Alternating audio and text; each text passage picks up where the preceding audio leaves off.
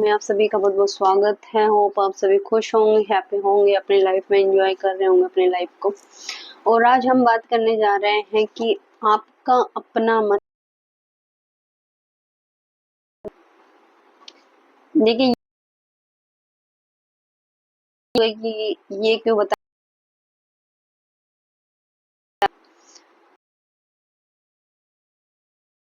पता होता है हमें अपना काम की शुरुआत करते हैं या सुबह से उठकर शाम तक हम जो भी एक्टिविटीज करते हैं, तो उसमें हमारा यही रहता है कि हमें क्या काम करना है। सभी को पता होता है सुबह उठना, सभी को पता है उठना है, ब्रश करनी है, चाय बनानी है, काम करना है, ऑफिस में वर्क करना है, कपड़े पहनना है, लोगों से बातें करनी है, आना भी है, जाना भी है, किस चीज़ से आ रहे हैं, किस चीज़ से जा रहे हैं, क्या चीज़ यूज़ कर रहे हैं, मतलब ओवरऑल कि हम अपना काम कैसे करते हैं हमें पता होता है। लेकिन ये क्या आपको पता है कि ये सब काम हम किसके थ्रू करते हैं? हम जितना भी काम करते हैं सुबह से लेकर शाम तक, रात तक, जब तक हम सोते नहीं हैं तब तक के लिए हम जितना भी कार्य करते हैं वो हमें पता होता है। लेकिन सोने के बाद जो काम होता है उसका आपको नहीं पता होता है। वो काम कौन करता है हमारा? वो काम हमारा करता है सबकॉन्शियस माइंड। तो आज जो मैं बात करने वाली हूँ वो बात करने वाली हूँ अपने सबकॉन्शियस माइंड को कैसे रीप्रोग्राम किया जाए। रीप्रोग्राम का मतलब कि हम काम तो कर रहे हैं और हमें पता होता है कि हम क्या काम कर रहे हैं, लेकिन हमें काम करते करते भी वो सफलता प्राप्त नहीं हो रही। हम उस अकॉर्डिंग चल नहीं पा रहे जिस अकॉर्डिंग हमें चलना है। मेहनत कर रहे हैं, सुबह से शाम तक हम लगे हुए हैं, चाहे मेहनत कर रहे हैं, किसी का मेंटली वर्क होता है, किसी का फिजिकली वर्क होता है, दोनों ही क्रियाएं एक साथ चल रही हैं और दोनों प्रक्रिया करते करते भी हम अपने लाइफ के अंदर वो स्टेबिलिटी नहीं ला पा रहे हैं जैसा हम चाहते हैं कि हम ऐसा बने। अपनी बीमारियों से हम कैसे लड़ सकते हैं वो हम नहीं कर पा रहे हैं। हम कमा रहे हैं और दूसरी तरफ हम बीमारियों में उस पैसे को दे रहे हैं। हम कमा रहे हैं लेकिन अपने ही पैसे को हम अपने पास उसको भोग नहीं पा रहे हैं। काफी बार आपने देखा होगा कि लोगों का कि कमा तो बहुत रहे हैं लेकिन उसका भोग नहीं कर पा रहे हैं। मतलब इतना पैसा कमाने के बाद भी उनके अंदर एक शांति नहीं होती है, एक संतुष्टि भाव जो होता है वो नहीं आता उनके अंदर।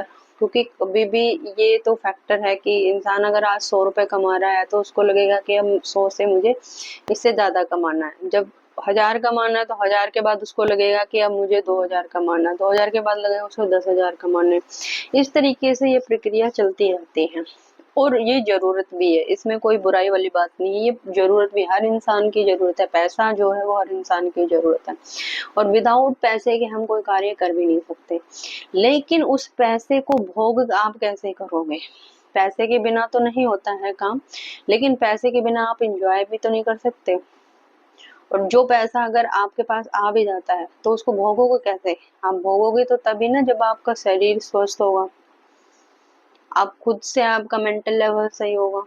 पता चलता है कि आपका कमा तो आप रहे हो लेकिन आपके पैसों को जो खर्च है वो कोई और कर रहा है, उसका एंजॉय जो है वो कोई और कर रहा है, सेकंड पर्सन कर रहा है। तो आपने अपनी लाइफ में क्या किया? इन सब चीजों के ऊपर ही ये बात है, कोई इसमें सीरियस होने की जरूरत नहीं है। कि बात सारी ये है कि हम अपने जो कॉन्शियस माइंड के थ्रू हम अपने अनकॉन्शियस माइंड को कैसे रिप्रोग्राम कर सकते हैं। देखो कॉन्शियस माइंड हमारा क्या है? चेतन जो होता है हमारा, जो चीज चेतन जिसको हम देख पा रहे हैं वो हमारा होता है चेतन मन, विवेकशील मन।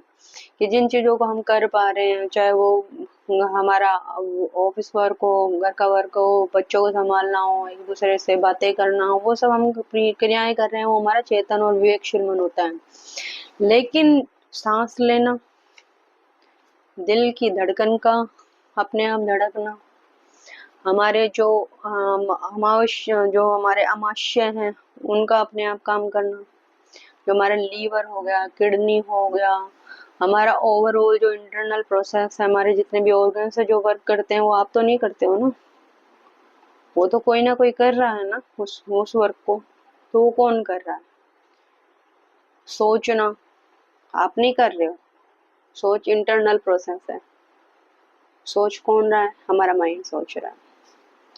हम सिर्फ काम जो कर रहे हैं वो सिर्फ अपना फिजिकल कर रहे हैं, जो हम जिसमें हम अपने हाथ पैर मुंह नाक कान 5 सेंसेस को यूज कर रहे हैं, वो काम कर रहे हैं। लेकिन जो हमारा मेंटली वर्क है वो कौन कर रहा है? वो हमारा अनकॉन्शियस माइंड कर रहा है। कॉन्शियस माइंड हमें सिर्फ दिखाता है चीजों को, काम को करना, उसको प्रोग्राम में लाना, वो काम होता है हमारा अनकॉन्शियस माइंड का।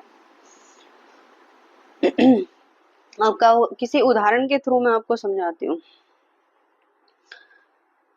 चलिए एक उदाहरण ले लेते हैं।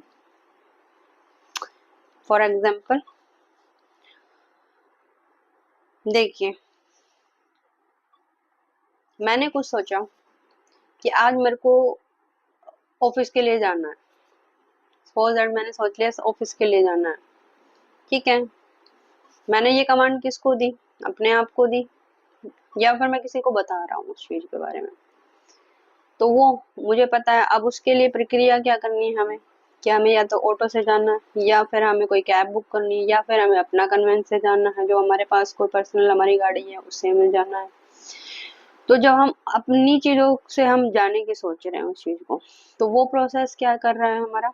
हम उसको कमांड दे रहे हैं। किसको कमांड दे रहे हैं? हमारे मेंटल लेवल को हम कमांड दे रहे हैं कि हमें कल जाना है। कहाँ जाना है? ऑफिस के लिए जाना है। लेकिन अब उसको कौन कौन प्रोसेस कर रहा है? हमारा माइंड प्रोसेस कर रहा है कि अब इसके लिए क्या क्या चीजें की जाएंगी। क्या मुझे कैब बुक करवानी पड़ेगी? क्या मुझे अपनी गाड़ी यूज करनी पड़ेगी? क्या मुझे अपना कन्वेंस यूज करना पड़ेगा, या मुझे किसी से हेल्प लेनी पड़ेगी?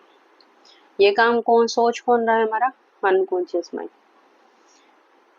तो कोई भी प्रक्रिया जो होती है वो आप खुद ना करके आप सिर्फ जस्ट उसको बोलते हो, जो बोलने की सेंस होती है या करने की जो प्रक्रिया होती है हमारी सुबह से शाम तक, वो हमारी कॉन्शियस माइंड में काउंट होती है।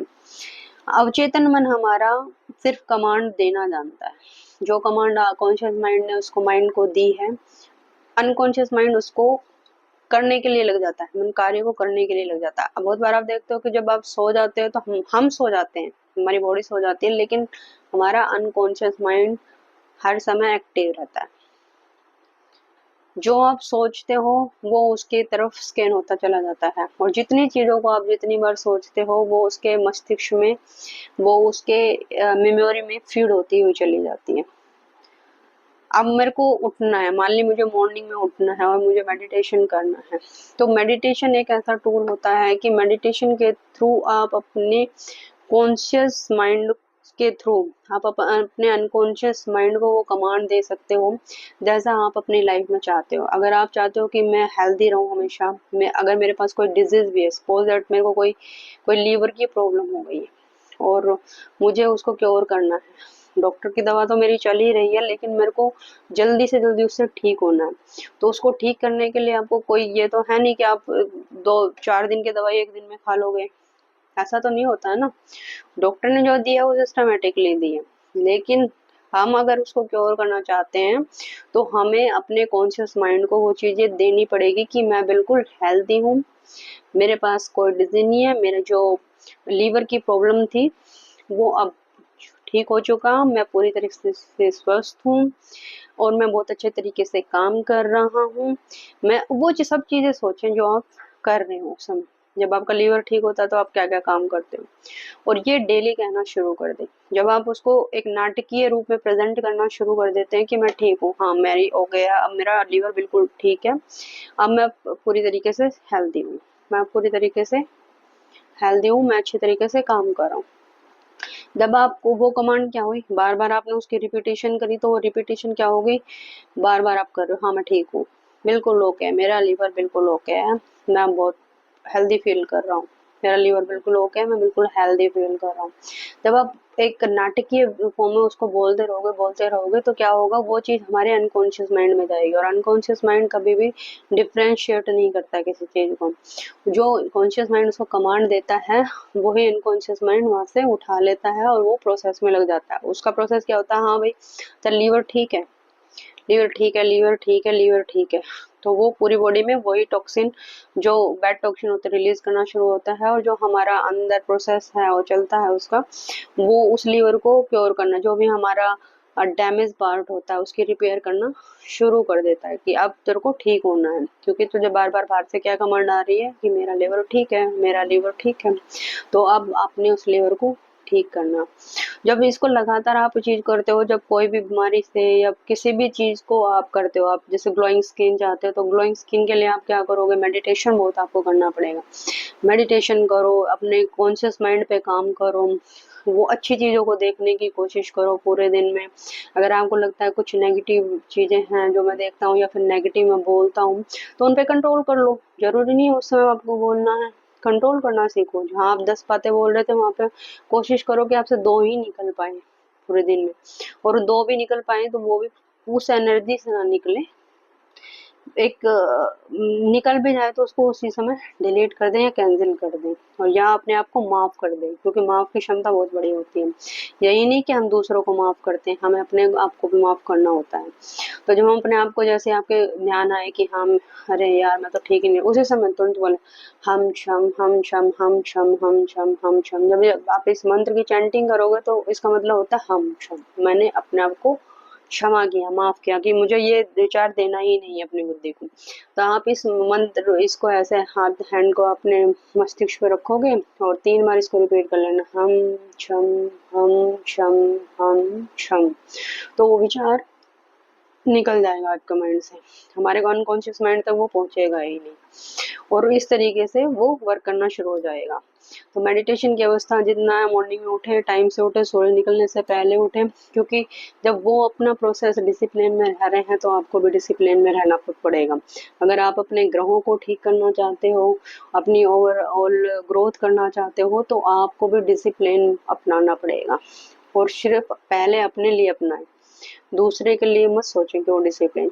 जब आप खुद से ठीक हो जाते हैं तो 4 लोग जो आपको देखते हैं वो ऑटोमेटिकली अपने आप ही उस चीज को फॉलो करना शुरू कर देते हैं।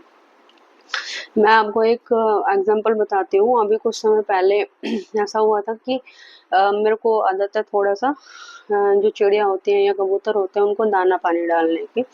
तो मैं जैसे भी मेरे को मौका मिलता है और मेरे को कभी ऐसा लगता है तो मैं उनको दाना पानी डालती हूँ डेली। वैसे डेली कोशिश करती हूँ पर कई सम टाइम नहीं डाल पाती हूँ, तो कोई नहीं। अब मैंने एक ऐसी जगह चूज की जहाँ पर लोग कम आ रहे थे और वहां पर भी कबूतर बहुत सारे आ रहे थे, लेकिन वहीं अकॉर्डिंग टू अनदर प्लेस वहाँ पर वो कबूतर बहुत ज्यादा मात्रा में आ रहे थे, और वहाँ पर बहुत सारी गौ गायें भी होती है, और वहाँ पर और सारे जीव जंतु भी होते हैं, तो वो सब वहाँ पे लोग डाल के जाते हैं ताकि वो आराम से ईट करते हैं। वहीं मैंने देखा कि एक प्लेस ऐसा है कि जहाँ पर कम लोग डालते हैं दाना, कभी डल गया डल गया, नहीं डला नहीं डला, इतना ज्यादा वो नहीं है। तो मैंने वो जगह को चूज किया कि मेरे को इस जगह पे डालना है ताकि यहाँ पे जो इतने कबूतर आते हैं जिनको इस प्ले उनको वो दाना पानी मिल सके। धीरे धीरे रिपीटेड क्या हुआ कि जब मैंने उनको डालना शुरू किया, डालने जाना शुरू हुई, ये नहीं कि मैं अकेले डाल दूँ, डाल और भी रहे हैं लोग, लेकिन जब लोगों ने देखा कि रिपीटेडली ये लड़की वहां पर आती है दाना डालती है तो उन्होंने भी क्या किया, अब बहुत सारे लोग वहां पर लेकर आने लगे और वहां पे भी उस प्लेस पर भी वो दाना डालने लगे। तो जब आप किसी डिसिप्लिन को अपनाते हो या कोई अच्छा काम करते हो ना, तो लोग इंस्पायर होते हैं उस चीज से। और सबसे पहले माध्यम आपको खुद से बनना पड़ता है। जब आप खुद माध्यम बनते हो तो तभी आप उस चीज को प्रोसेस में कर पाते हो।